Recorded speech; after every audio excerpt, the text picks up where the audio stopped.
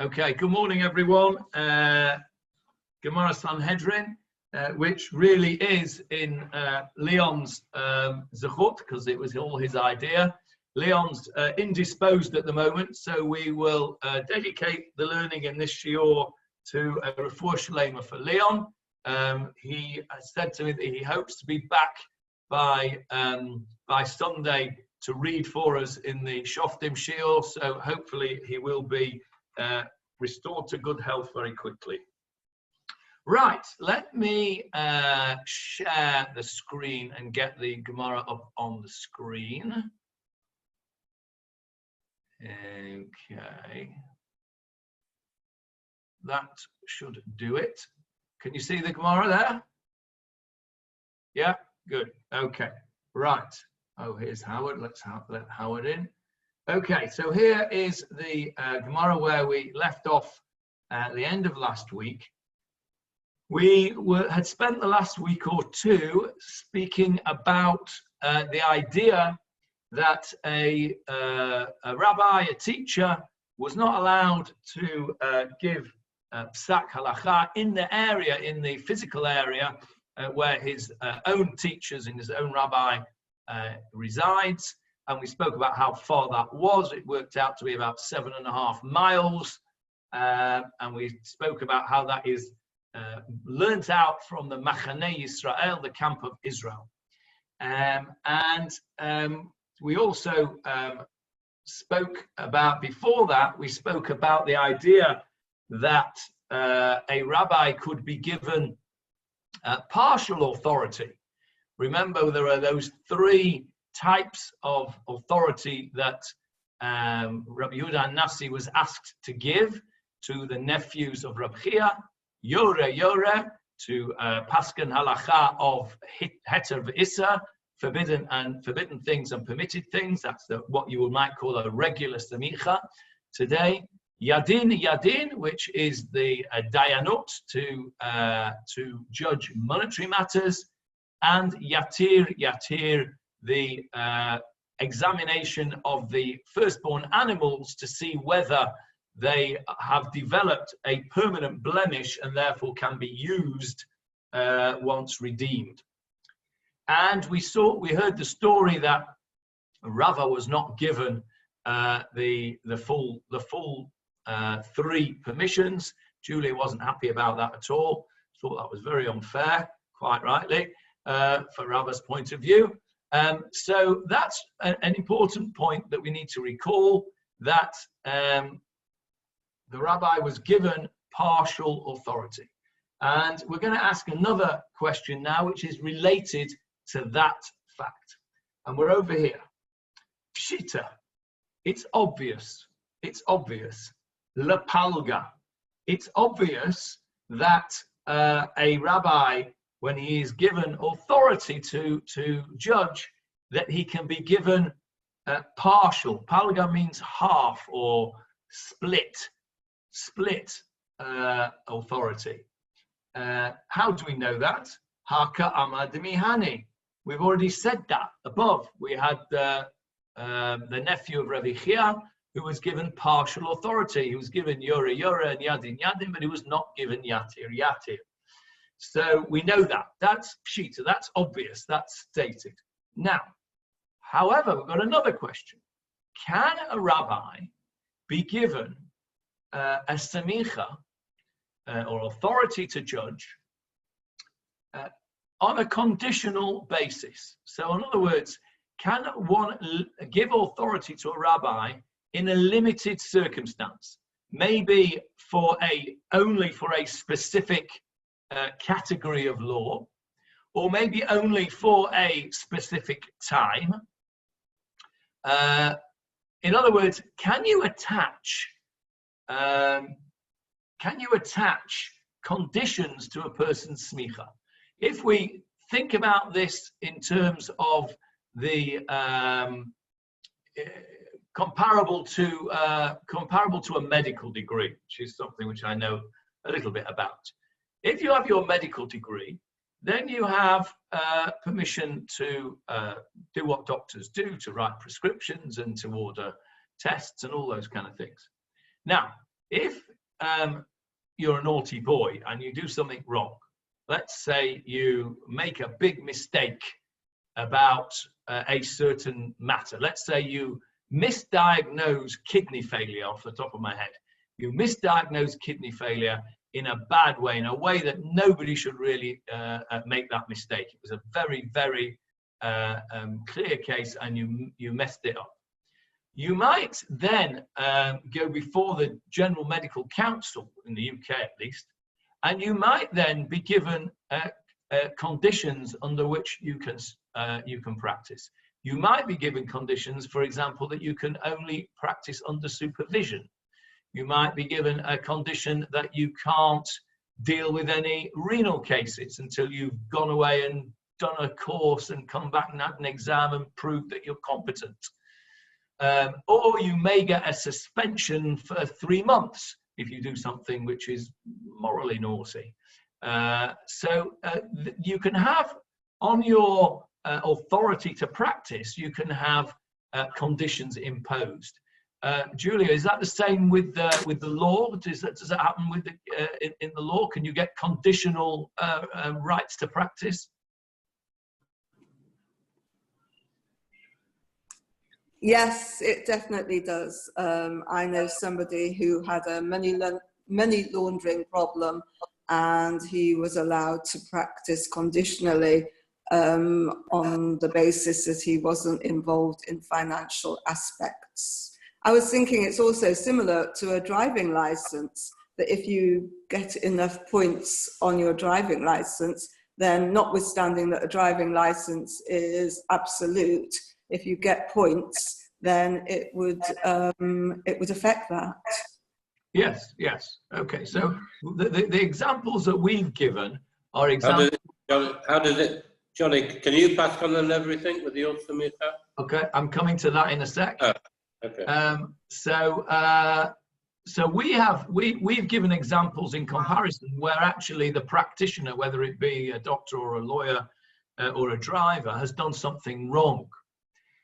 This is not quite the same.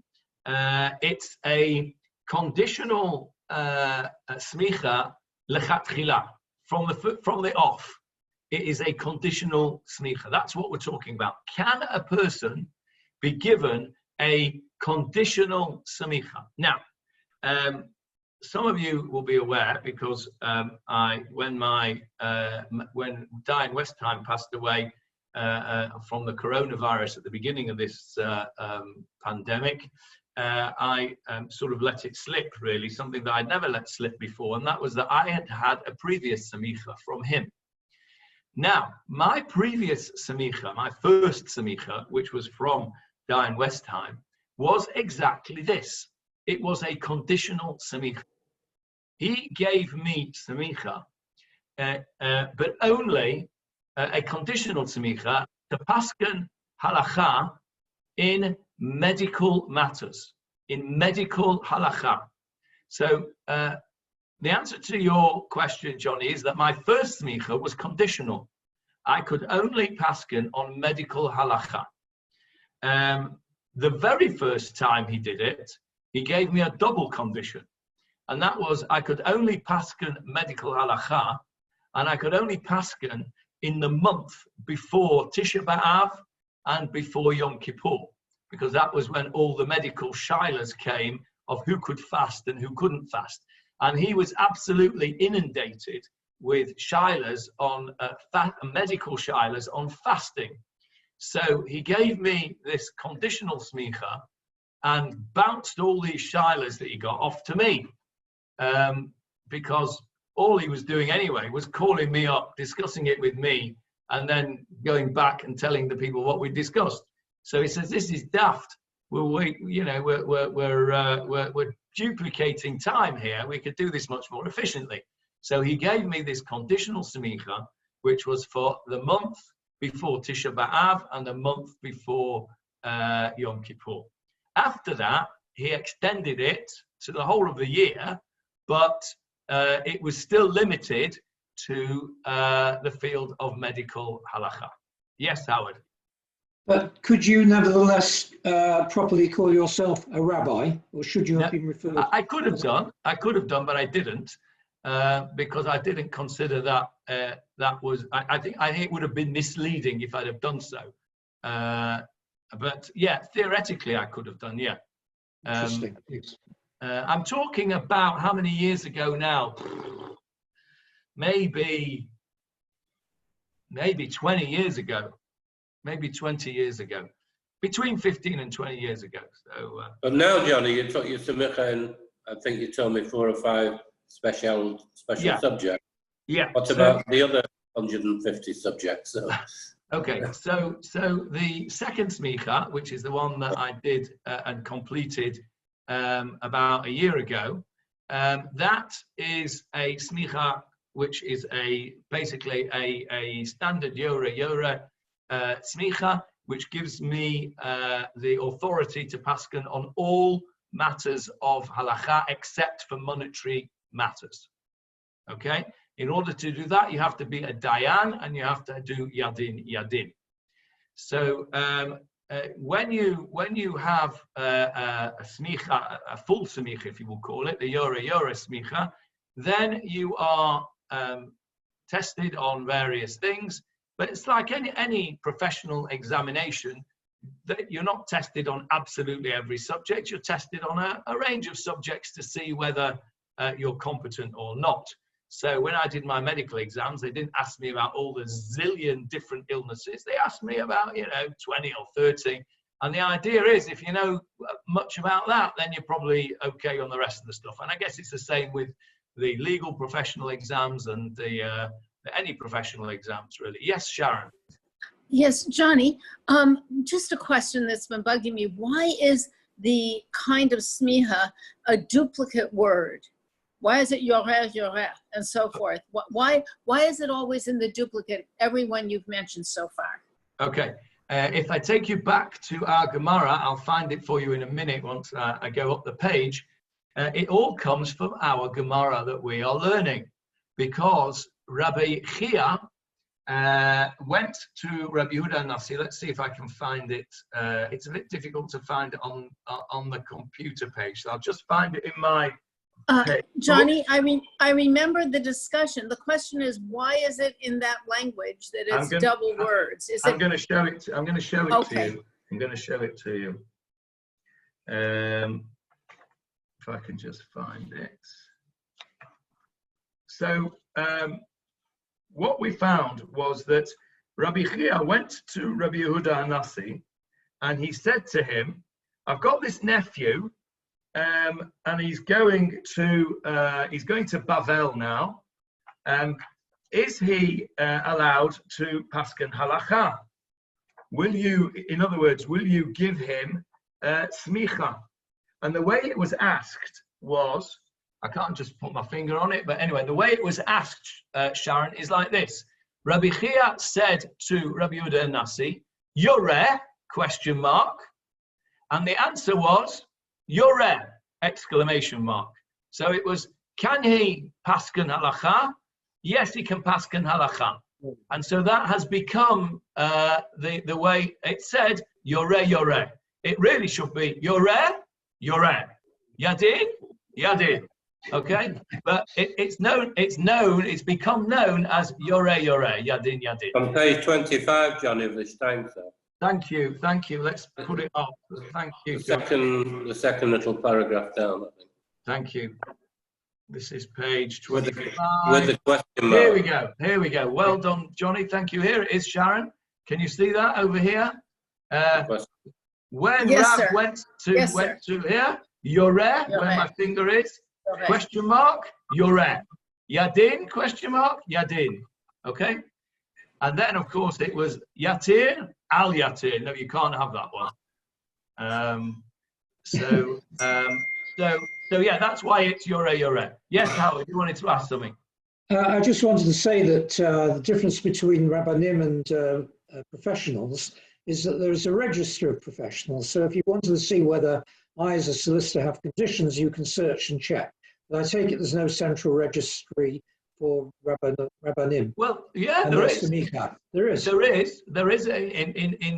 Israel there is the Israeli Rabbanut. If you want to be registered as a registered rabbi with the Rabbanut, then you can be registered with the Rabbanut. Then you have to take the Rabbanut exams, and you can be registered on their register. If we're talking about in Chutz La'aretz, and my experience obviously is in England. I don't know if it's the same in America. There is no central register as such. But in Israel, of course, there is, because the Rabbanut are very intimately interconnected with the legal system here.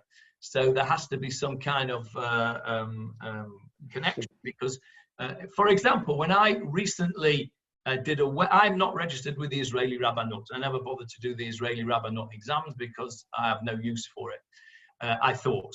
However, recently I did a wedding here in Israel, and I needed Ravi Doe to actually sign the form for me after we'd done it all, because he is registered with the Rabbanut and I'm not. Interesting. Thanks. Okay, so the question is, let's go back to where we're up to now. Here we go. The question is, well, no, you know the answer to the question because it happened to me. But the question in the Gemara 1500 years ago, 1500 years before it happened to me, is can we give a person conditional semicha? And the answer to the question is like this. Tashema. Come and listen. Tashema. That means I'm going to tell you the answer now. Da'amalei Rabbi Yochanan l'Rav Shemin. Rabbi Yochanan was the leader in Eretz Israel, and he said to Rav Shemin, who was Rav Shemin? I'm not sure who Rav Shemin was, but it's a similar situation as we had before. Rav Shemin was in Israel, and he was going off to Bavel, presumably to take up a position of rabbinic authority there.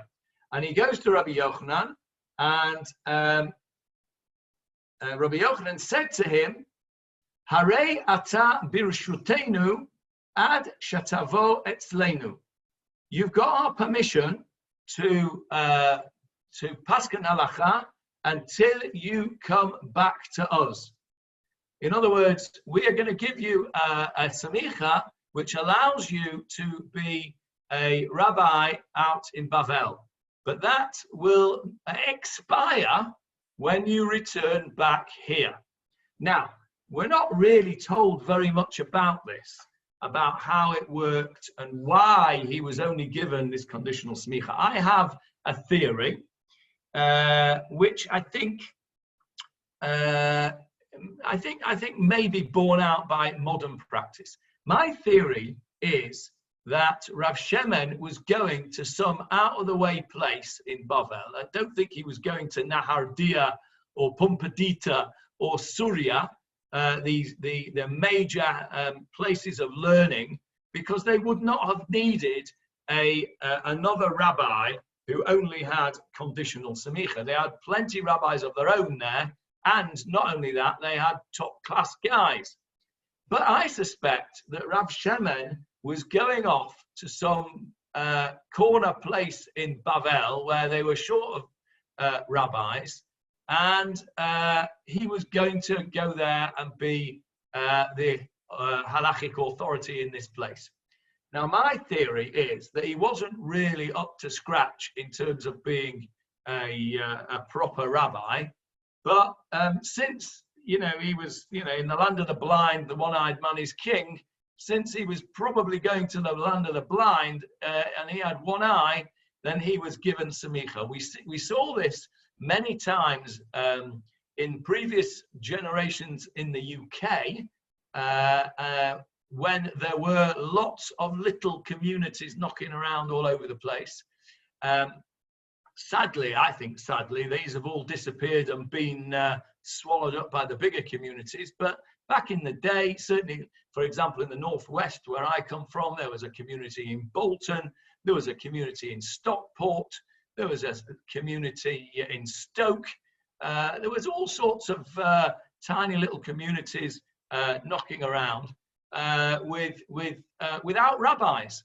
So there would be somebody who used to get the title of a reverend, who would go and effectively be the halachic authority, the religious authority in these little places. Today's Hoylake in Liverpool. Sorry? Hoylake in Liverpool. Hoylake in Liverpool, there you are. Hoylake in Liverpool. Julia, Johnny? do you know where Hoylake is? It's a little, it's kind of over the water, as we say. Yeah, Julia's a Scouser, so she will know about these things. This is Sharon's. Can I ask a question? Yes. I thought that they needed the permission of Bavel anyway. They needed permission of Bavel. Of Bavel, yes. Well, so why? Yeah, I'm assuming. This is only my theory. I don't know if this is correct or not, but my theory is that this is an out-of-the-way place where there's no rabbinic authority. Bavel either haven't or can't provide a suitable authority. So they've sent off to Israel, and somebody's gone off to be a shaliach. And I think probably the modern day equivalent might be Chabad, where you have little communities all over the place, and Chabad will send a shaliach there to be the halachic authority. Some of these Chabad shlichim who do a wonderful, wonderful job. Don't let anybody say that I am critical of what Chabad do in these out of places. They are amazing. But some of the Chabad shlichim that go to these places are not particularly well qualified. They're young lads who are straight out of yeshiva with not very much experience in terms of halachic authority, and you know they're doing a great job. But this might be the sort of equivalent that we're talking about. Yes, Sharon. Just to say, I looked up Rav Shemin in Who's Who in the Talmud, the book that you referenced several weeks ago, and he does not appear, so he must not have been of great moment. Yeah, I think he was. I think that probably is good proof. Yes, Johnny. At the bottom of the page, Steinsaltz talks about the partial authority. So it could be just a student, Yes, not a qualified rabbi. Let's have a look. A Torah scholar who grants his student permission to teach halakha may limit this authorization to a certain period of time or to specific areas of halakha. That's exactly what happened to me. According to the Jerusalem Talmud, this is permitted provided that the student is suitable to receive authority in all areas. Well, clearly we don't paskin like that, because I was not, at that time at least, suitable to receive authority in all areas. Okay, thanks for pointing that out. And here it says a student, it doesn't say a rabbi. Well, yeah, but he becomes a rabbi. You can go out as a reverend for a few weeks. Yeah, I think it's a reverendship. Yes, surely there's a problem with your argument about Bavel, because he said he can only have it in Bavel until he comes back, but then he would be able to move between communities in Bavel before coming back to Israel. Yeah, presumably that, you know, these people may have been itinerant. They may have been moving from, if you remember, in England, there used to be a chap, I don't know if he's still alive, called the Reverend, I think he was called Malcolm Wiseman or something like that. Do you remember him, Stephen Fagan? Do you remember him? He was a chaplain to the army. He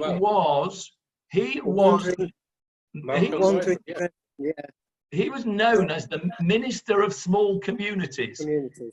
Yeah, he was known as the Minister of Small Communities, and he used to tootle along from one community to another. You know, each community that had a very small community that didn't have anyone to minister to them. That was his job. He was employed, I think, by the United Synagogue or the Office of the Chief Rabbi, maybe. He was employed by one of the central authorities. And he would tootle around from one place to another, being the minister to small communities. And I'm guessing, I mean, I could be completely wrong on this, but I'm guessing that perhaps Rav Shemin fell into this category. Okay, so I just thought that was a very interesting little aside. It's only a few lines of Gemara, but I thought it was very interesting. Specifically, I felt it was interesting because it applied to me a good few years ago. And it's nice to know that I'm in good company with Rav Shemin, whoever he was. Right, let's go back now. The Gemara takes us back to something we were discussing right at the beginning. We're going back to our subject now. In the Steinsaltz Gemara over here, we know that it is going back to our subject because it's got this little symbol here. And in the Gemara itself, the word gufa tells us that. The word gufa, which is the same word in modern Hebrew as guf, which means body. Gufa, we're now going back into the body of the Gemara. Previously, we'd gone off at a tangent, talking about Kohanim in cemeteries and talking about kneading bread in dough in tamei vessels, all sorts of things. We went off at tangents. Now, when you see Gufa, we're being brought back to our subject. Earlier on page 3b, we had this statement, and kindly, the Gemara doesn't always do this, by the way, but kindly it does it here, and it repeats the statement for us. We don't have to go flipping back in the pages. Often it doesn't. You just have to know what it's talking about, and then you have to go back and look. But here it's kind to us. Amar Shmuel. Shmuel said, Shnayim shedanu, two judges who gave a verdict. They're talking about in a monetary case. Dinehem din. Their judgment is valid. Ela shanikra bet din chatzuf. Only they're called an insolent, a chutzpahdik. That's the same word as chutzpah. You can see the word chutzpah in there, chatzuf. A chatzuf is somebody who has chutzpah. They're called a chutzpahdik based in, an insolent based in. So that statement now is going to be examined very carefully, questioned and answered. What's going on here? Shmuel said that two judges who give a judgment in a case, it's a valid judgment, but they're called chutzpahdik. Now, the fact that it's a valid judgment means that according to the strict halacha, you can judge with two. But wait a minute, what were the very first words that we learnt? The very first words that we learnt in the whole of the Gemara, you should know it by heart by now. Dinei mamanot bishlosha. Monetary cases are judged by three judges. So wait a minute, we've not even got past the first three words yet. Shmuel now, after we've been going for 7 months, is now coming and saying, sorry, I don't agree with the first three words of your whole learning here. Right? He says, two can judge. Only we call them chutzpahdik, but they can judge. Their verdict is valid. If they wasn't allowed, if it was true that dinei mamonot bishlosha, that a judgment of monetary cases had to be by three, then it wouldn't be considered a valid verdict. It would be wouldn't. So he's challenging what we learned back in November, right at the beginning of the first Mishnah. So that's his opinion. How do you know it's a money cases, Johnny? Because that's what we're dealing with. Oh, okay. We're dealing with monetary cases here. Yeah. So that's a bold statement by Shmuel. First of all, we need to know who Shmuel is. Shmuel was an Amorah. He was from the time of the Amoraim. That's after the time of the Tanaim. Tanaim were at the time of the Mishnah. Although he did overlap. The Mishnah was written down by Rabbi Yehuda Hanassi around about 200. Shmuel lived from 165 of the Common Era to 234, I think. Hang on a minute, I looked it up before. I think I've probably still got it up on here. Here we go. Yes, here we go. Can you see that? Samuel of Nahardia. 165 to 254, beg your pardon. 165 to 254. So if he lived at the time of the Mishnah, he overlapped. He was a young man at the time the Mishnah was written, and then so he could have been either a Tana or an Amorah. He never got put into the Tana category. He remained as an Amorah, although he is probably one of the most preeminent Amoraim. But he is nevertheless an Amorah. Generally speaking, Amoraim cannot argue with a Tana. An Amorah cannot argue with a Tana. It's very hierarchical. But here, because it's Shmuel is allowed to do that, and he's questioning, not actually necessarily questioning the halacha itself, but he's questioning what it means in detail. So he says that a bet din of two can give a judgment, although it shouldn't, and if it does, it's called a bet din chatzuv. Yetev Rav Nachman. Rav Nachman asked a question. He sat. Yatev. Remember, taf and shin are interchangeable. In Aramaic, a taf is a shin in Hebrew. So yetev, if I change that taf to a shin, we get yeshev from the word lashevet, yoshev, to sit. So Rav Nachman was sitting, and he said this halacha. In other words, Rav Nachman quoted Shmuel. Rav Nachman, who came after Shmuel, quoted this halacha of Shmuel's, that a bet din of two who gives a verdict, it's valid. Eitvei Rava la Rav Nachman. Rava objects and asks a question. Rava says, hang on a minute, I don't get that. There is a Mishnah, and of course you're meant to know this.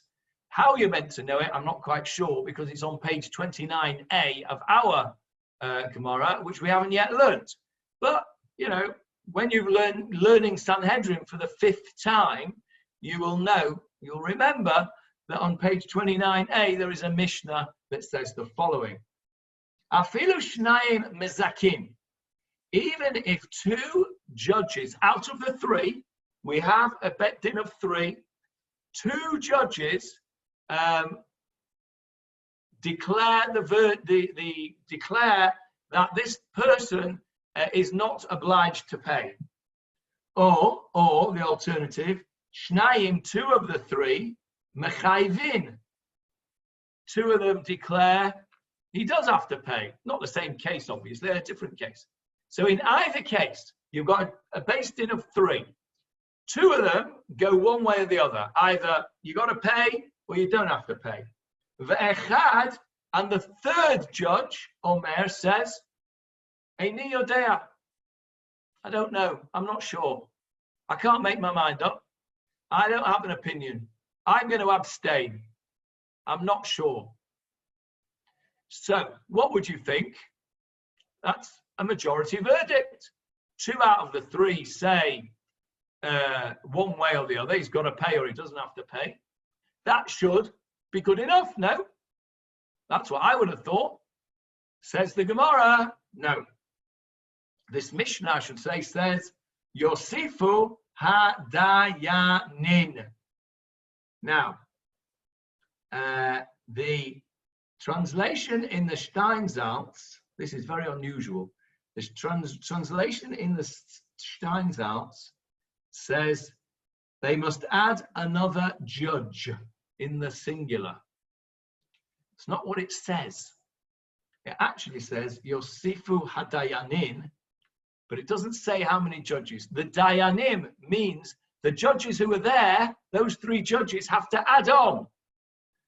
We're not told what they have to add on, whether they have to add on 1 or 2 judges, and there is a machloket. And when we learn that Mishnah on 29a, which will be in about 3 years when we get to that, approximately, we will see what this is all about. Now, it's a bit counterintuitive, this, because if we have a court of 3 and we've got 2 that are voting the same way, makes no difference what the third one says. Makes no difference whether the third one says, I don't know, or whether he votes for or he votes against. Makes no difference, because you've got 2 who voted one way. 2 out of 3 is a majority. The verdict is given. But the Gemara is telling us something different. It's saying, no, if you've got one that doesn't know, you have to add on either 1 or 2 other judges, and we'll see why it's 1 or 2 in a minute. So Rav Nachman says, Rava says to Rav Nachman, if you are right, and you are right in that Shmuel says 2 can make a valid judgment, why do you need to add on another? It's as if the third one who says, I don't know, isn't there. You've got a court of 2. The verdict is valid. You just told me that Shmuel said that a court of 2, all right, it's a chutzpahdik court, but it's valid. So why does the Mishnah tell us you have to add on another judge? Let them not bother adding on another judge, and let the 2 make a judgment, and it's valid. Why do you need to go to the trouble of adding on another judge? So I'm saying, says Rava, I don't think you're right, because our Mishnah proves that a court of 2 is not valid. Right, somebody wants to speak. Isn't that why they had 3, an odd number, should I say? So they could. Exactly. Yeah, that's why. That's exactly the point. Yeah. Yes, Howard. I think it's entirely consistent with modern practice. If you appeal to the Court of Appeal and 2 judges go one way and the third goes another way, then there's a majority verdict. But if one of the 3 judges says, basically, I haven't got a view, I need to recuse myself, you've no longer got a panel of 3. You have to appoint another judge. He's effectively recusing himself on the basis that there's something wrong with his presence there. Then you need another judge. It's one thing to vote the other way. It's quite another thing to say, I cannot express a view in this matter. He's effectively recusing himself. Okay, that's really interesting. I'm so pleased That's that we my have view. Maybe others have another view. I'm so pleased that we have lawyers here. Sharon and Larry, is that the case in the US as well? Yes. But Okay. the point of view that I would raise is that it has a point of view not only just from the sheer numbers and whether it really is a majority or not, but the judges are supposed to be talking among themselves. It's not a science experiment. It's a humanistic conversation about the facts and the law. And you need the opinion of the third person to weigh in so that you're sure you have a rich enough conversation and not just a bolt toward a decision for some unexamined reason. Fascinating. Okay. Well, that's really interesting because, and obviously, the legislators who made up your rules and made up the UK rules, they obviously knew this Gemara because that's exactly what our Gamora says. Okay. So Rav Nachman, who is, remember, supporting Shmuel's opinion that a bet din of 2 is valid. He says, now this is an important Gamora term that you're going to hear now, that you'll hear over and over again. Shane hatam. Shani, it's different. Okay, you know where that word comes from. Manishtana halayla hazeh. The same word. Why is this night different? This is the same root as manishtana, nishtana. Shani, it's different. Hosom, hatam, over there. It's different over there in the case that you've just told me about. Exactly the same idea as Howard and Sharon have just expressed. Demei ikara, from the outset, from the beginning, adata ditlata yetivi. Now, convert your tafs there to shins and you'll know what we're talking about. Adata dishlasha yeshive. We had always intended from the outset to have 3 judges. Tlata is shalosh, same. The taf and the shin are interchangeable. 3 yeshivi, 3 sitting, 3 judges sitting. We always intended having 3 judges. Okay. Hacha, here, in my case, says Rav Nachman, in my case, which Shmuel quotes, we never had any intention of having 3 in the first place.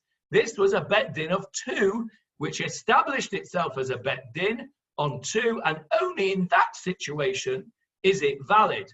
Here, where you are going to have 3 in the first place, you need all 3, presumably for the reasons that you have said, that it is not, as Howard said, it is no longer a properly constituted court, and for the reason that Sharon said, because the reason it's not a properly constituted court is because you need that discussion between the judges about the facts and the law.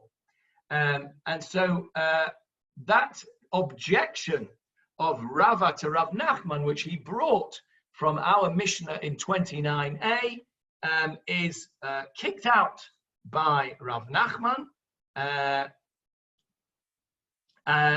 but on the basis that the 2 cases are not the same. So Rava is not finished with Rav Nachman yet. Don't think that Rav Nachman has closed the book and said, right, I've got you. He comes back with another question.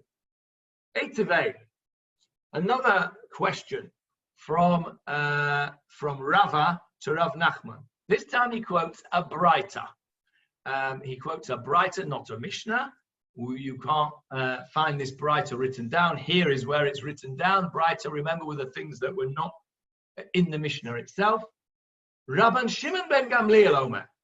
This is what the Braita says. Rabban Shimon ben Gamliel says, Hadin bishlosha.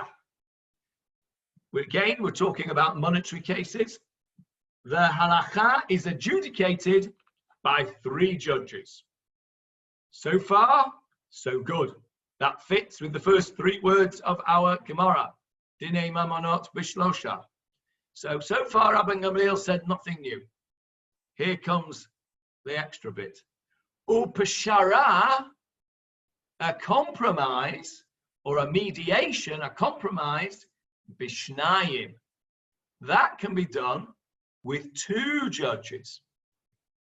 Now, I'm going to stop there halfway through, not even halfway, a third of the way through Rabbi Gamliel's statement, because I want to explain something to you.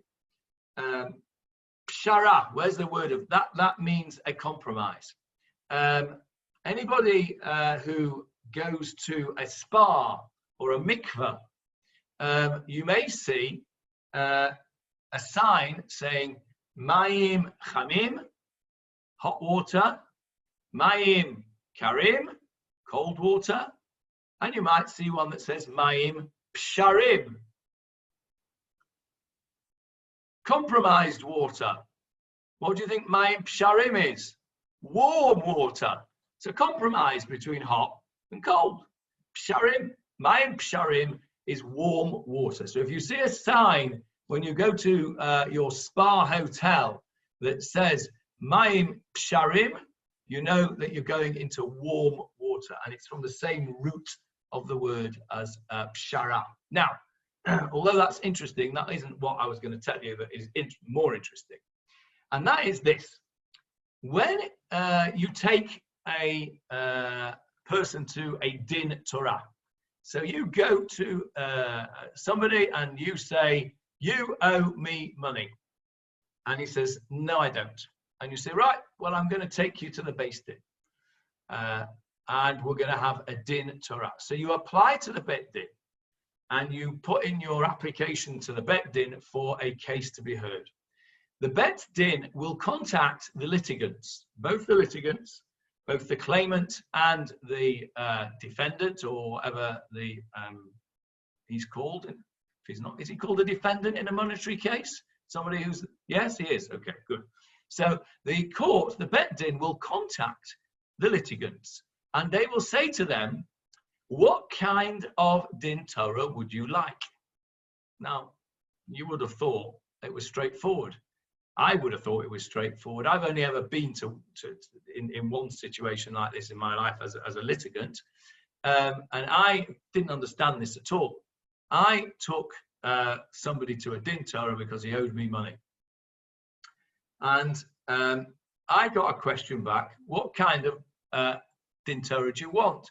Do you want a psak halacha? And I said, of course I want a psak halacha. Why have I come to a Din Torah?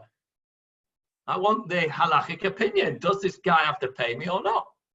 He said, no. You can either have a psak or you can have a pshara. You can try, and we will help you try and work out a compromise. So, in other words, what we would today call mediation. Okay, so it's the same in the British courts today. When you go to the small claims court, at least, you are offered a court-appointed mediator to try and mediate your case and come to a compromise between the two litigants. I, of course, said, no, thank you very much. This guy owes me dosh. I'm not compromising on anything, and I want to have a psak halacha. So it went to the Din Torah. But I could have opted for a compromise and to be mediated. So that's what's going on here. That's what happens in a Bet Din. So as you can see from the discussions from our lawyers and from our litigants, modern day courts are very similar, maybe even based on this very sophisticated system that we had in our history 2,000 years ago, and probably more.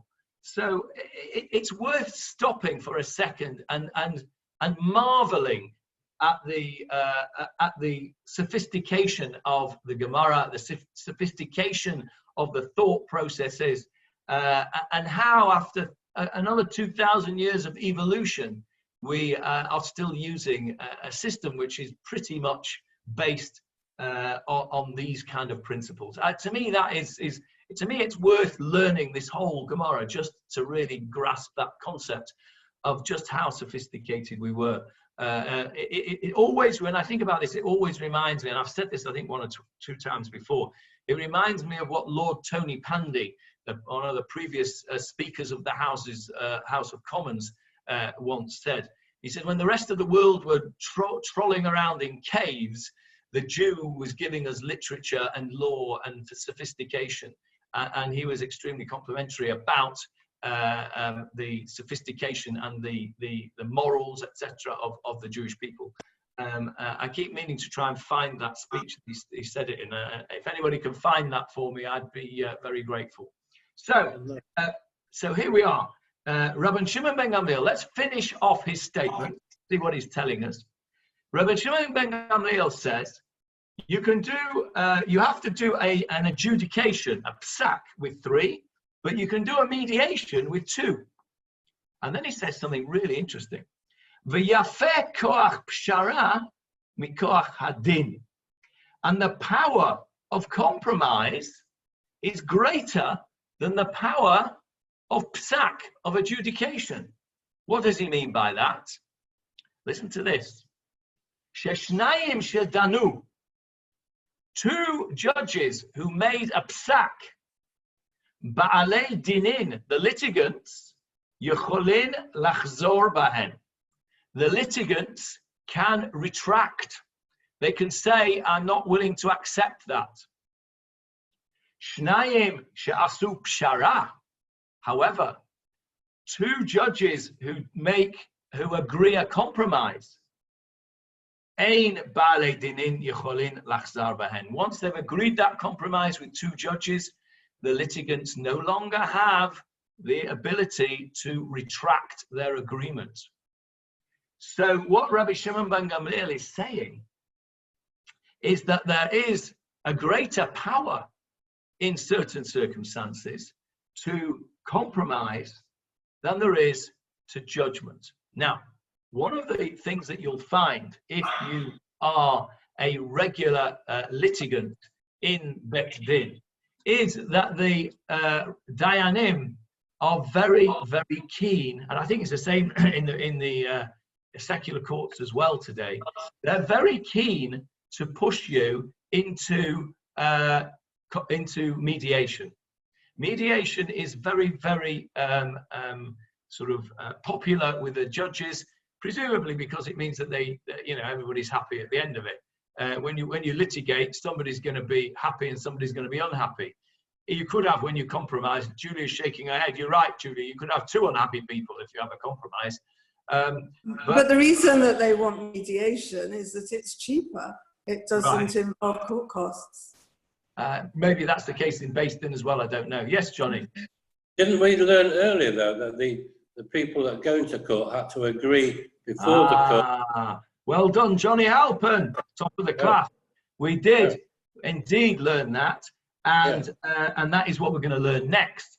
What Rabbi Shemin Gamliel said here is if you like, the bold statement. What we're going to find when we carry on in this Gemara is that statement is now going to be qualified by various different circumstances. And you're quite right, Johnny. We did say that in certain circumstances, the litigants, if they agree unconditionally, then they cannot retract. So that's what we're going to learn next time. I'm going to stop here.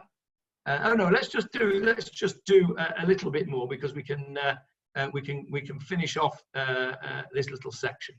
So that's what Rabbi Shemin ben Gamliel says. And here we go. V'chi tema. We're on page 6, everybody. We've actually turned over a page. We should have a party. We're on page 6 now, Amud Aleph. V'chi tema. Now, what that means is, if you will say. So when I'm giving you my argument for a certain thing, I'm going to preempt your objection. I'm going to say, and if you'll say to me, I'm going to say, forget it. I've got an answer for that. Don't even go there, because I can answer that. And that's what v'chi tema means. V'chi tema, and if you'll say to me, pligi Rabbanan alei de Rabban Shemin ben Gamliel, fine. Rabban Shemin ben Gamliel has got his opinion, but the Rabbanan, there's that word pligi again, and this time it means to argue. Remember, before it meant to divide. You could have a division of smicha. You could have a partial smicha. Meant you could divide the smicha into two. Here it means to argue. If you'll say to me, there's another opinion, the rabbis don't agree with Rabbi Shemin ben Gamliel, I'll answer you. Don't even ask me that question, because I'm going to give you the answer before you even ask it. But ha'amar Rabbi Abahu, but hasn't Rabbi Abahu said, Shnayim shedanu, 2 judges who give a verdict, Ledivrei hakol, according to everybody's opinion, ein dinehem din. Their judgment is not valid. So, therefore, it can't be what you might have said to me, that Rabbi Shemin ben Gamliel is a lone opinion and the rabbis disagree with him. No, I've got a Rabbi Abahu statement that says everybody agrees that 2 judges cannot give a valid judgment on a monetary case. So, thank you. So you can put that in your pipe and smoke it. Don't even give me that question. But then they come back to me and say, what kind of an answer is that? Gavra, agavra, karamet? Question mark. You're going to call one man's statement against another just because Rabbi Abahu says that they all agree? Maybe Shmuel says they don't all agree. And in fact, I say Shmuel says they don't agree. And in brackets, but not spoken here, and Shmuel is a higher authority than Rabbi Abahu. He's not really, he's also an Amora. But as I said to you before, Rabbi Abahu lived in about 100 years later. So Shmuel's statement, if we say Shmuel holds that they didn't agree, will probably hold more water than Rabbi Abahu's. So my argument back to him is, you can't bring me a Rabbi Abahu against the Shmuel. My Shmuel is just as good, if not better, than your Rabbi Abahu. So there. So with no further on, where we've got to now, we're going to Gufar again next time. What we've done to do, let's just recap what we've done today.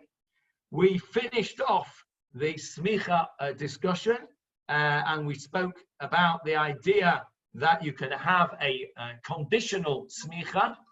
A conditional Smicha. One second while I just get rid of that call. You can have a conditional Smicha, either conditional on a narrow category of law or on a narrow period of time, or both. And that sort of finished off that discussion. We then went back to our discussion about whether you need 3 judges for a monetary case. Shmuel said 2 will do, only they're not good people. They're called chutz v'dik bet din. And then we've been trying to establish whether that really is the case, whether 2 are good enough or not. And we're right in the middle of that discussion now. We're going to carry on next week with the discussion as to how the 3 judges work and how what will happen if they make mistakes, etc. So that is a good place to stop. Bang on time for a change. Any questions before we call it a day? Yes, Julia, unmute. It's not a question, but I just wanted to contribute this word peripatetic, which is the word that you use for your traveling rabbi. Yes, thank you. Peripatetic, yes. That is a good word. So yes, the Reverend Malcolm Wiseman was the peripatetic minister of small communities. Thank you. Any other comments? Howard? I just want to say that's a very profound legal, philosophical point, that the power of compromise is greater than the power of adjudication. Isn't it? Isn't it? I think it's a very, I agree, it's a very powerful concept. And I think that it is based in Jewish, it's based in Jewish philosophy. And it's also, I think, based in, I think, Medrash, I will call it. We all know that Aaron HaKohen, the brother of Moshe, Aaron, who was the first Kohen Gadol, he is known as Ohev Shalom V'Rodef Shalom, somebody who loved peace and pursued peace. What does that mean? And the rabbis speak about Aaron HaKohen in the following way. He said that Aaron HaKohen would, if he found that Ruvain was upset with Shimon for some reason, he would go to Ruvain and he would say, you know, Ruvain, Shimon really wants to be friends with you, but he can't bring himself to make the first move. He's embarrassed to make the first move. So maybe Ruvain, maybe you should make the first move. And then he will go to Shimon and say the same thing. You know, Ruvain really wants to make peace with you, but he's embarrassed. So why don't you make the first move? And that way he would bring about a peace between 2 warring brothers, as it were. And that, I think, is the concept that the power of compromise is greater than the power of judgment. Because I've no doubt in the argument between Reuben and Shimon, one of them was probably more right than the other. They may have not been 100% one way or the other, but it's very rarely 6 of one and half a dozen of another. It's usually 8 of one and 4 of another, or something like that. So I think that the idea of a compromise being pushed, being powerful, is a very Jewish concept. And I think we can see its roots there in Aaron HaKohen. First of all, Sharon and Larry, and then Johnny. Yes, I was simply going to say, at least in the US, mediation, arbitration, or an attempt at settlement keeps the matter private, whereas a if you end up in court, whether it's jury or non-jury trial, that's a public a setting where anyone can attend. And so mediation is a way to save face for both parties and a way to settle a thing, particularly within the Jewish community, where you don't necessarily want to embarrass the person. You simply want to come to some solution to an issue. I think if you could turn that on its head, perhaps that is exactly why compromise and mediation is kept private, to encourage the litigants to do that. I think that's right. I think that makes very good sense. Johnny? In your case in Manchester, with the mediators, are they dayanim or mediators? Yes, the mediators were the dayanim, yeah. Oh, yeah. And actually, when I think back to it, there were two dayanim. There were two dayanim in my mediation case. And if you would have gone the other route, would there have been three dayanim? Yes. There would have been a formal din Torah here with three dayanim. Yeah. I can't find the George Thomas quote, Johnny, but I can tell you that when Weizmann met the Prime Minister Balfour in 1904, he said to the Prime Minister, "When we had Jerusalem, London was a marsh." Right. Okay. The same idea. That'll have to do for today. That'll do for today. But your homework, Howard, is to find the George Thomas quote. I'll try again. Okay. Thank you, everyone. Yes, Sharon, before we go, you've got something? Just a quick thing. I was looking up the personalities of Rav Shemin, who doesn't exist, but also Rav Yochanan, who was quoted earlier in the lesson. And it's worth everybody to look him up and see what kind of a person he was. His menschlichkeit is profound and lasted through his whole life and is expressed in many stories about him. So that's a gift for the rest of the week to everybody. Thank you for that. Rav Yochanan was indeed a great man. His name was Rav Shemin ben Abba. Shemin ben Abba. And where have you found that from, Marcel? The Sonsino. Okay, does it tell you anything about him? No. But I looked him up on Google, and it just gives somewhere else in the Gemara where he mentioned something. Right, I have. There's nothing about him written anywhere. But I have a certain contact who is an expert on Gamora personalities. I am going to try and see if I can find something about Rav Shemin. My guess is that he was a peripatetic Chabad Shaliach. That's my guess. Johnny, Okay. It would be interesting to know if Sharia law fed as much into the modern scene as the Gemara does. All I know is when Al-Fayed bought Harrods, they said that if you stole a pair of shoes, they cut your foot off. If you stole a pair of gloves, they cut your hand off. But you'll have to apply to me privately for the punchline. Okay. I may well do that. But on a serious note, of course, Sharia law is largely based on Jewish law. I mean, if I used to work with a very devout Muslim guy, and we used to talk about various different things. We always avoided politics, but we talked religion, but we avoided politics. And it's very clear that, for example, they have the laws of tzedakah very similar in the Muslim world as to ours, 10%, etc. He also told me that if he were to die with a debt, that what happens is the person to whom he owes the debt is allocated his mitzvot, his good deeds. That's how it works. So this guy was very, very keen to pay up every penny that he owed to various people. He was a very devout guy because he said that, he didn't have enough good deeds to be wasting them, giving them to people to whom he owed money. And that's also a very, very Jewish sort of concept. That our mitzvot are what our main currency are. He was a fascinating guy to talk to, and it was very clear to me. We spoke about how they do their weddings and wedding parties and etc. There is a massive overlap, and of course, since we came first, we claim that we have the origin. So yeah.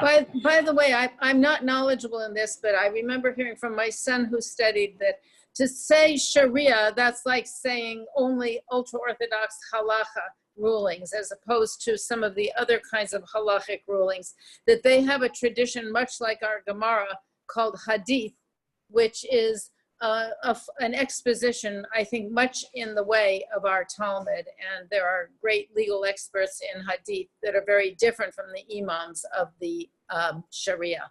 I'm not sure, but I believe that's the case. That's good to know. That's good to know. Thank you. Right, time to go. See if I can find stop record. That would be good. There we go.